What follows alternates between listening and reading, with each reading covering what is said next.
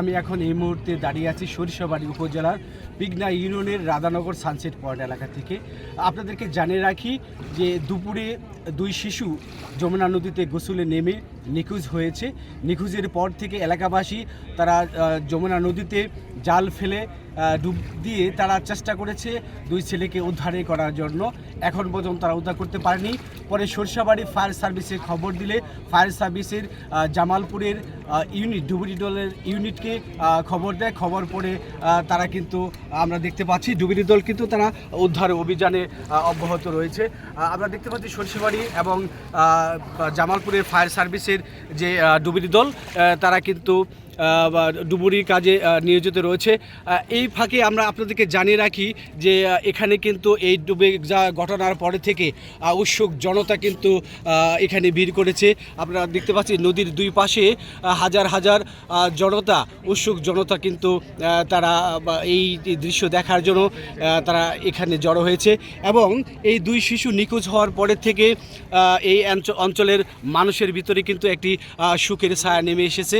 আমরা দেখতে পাচ্ছি যে এই যে হৃদয় বিদারক দৃশ্যটি, এই ঘটনাটি দেখার জন্য এই অঞ্চলের নারী পুরুষ থেকে শুরু করে শিশু বৃদ্ধ বয়স সবাই কিন্তু এখানে জড়ো হয়েছে। আমরা দেখতে পাচ্ছি যে এখানে এই যে উদ্ধার কাজ অব্যাহত রয়েছে। আমরা এখন একটু কথা বলবো এখানকে যারা রয়েছে তাদের সাথে একটু কথা বলবো। এখানে একজনের যার আত্মীয়।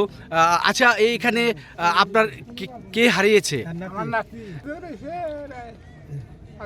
কখন?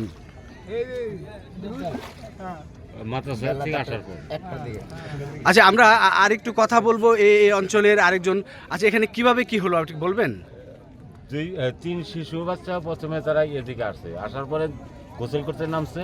গোসল করতে নামলে ওর ভিতর থেকে তিনজনের একজন উঠে আসছে, আর দুজনকে পায়নি। যাই ওই সংবাদ দেওয়ার হাতে ওই সানসেটে যারা কাজ করে তারা দৌড়ে আসছে, তারা এসে আর ওই শিশুকে পায়নি।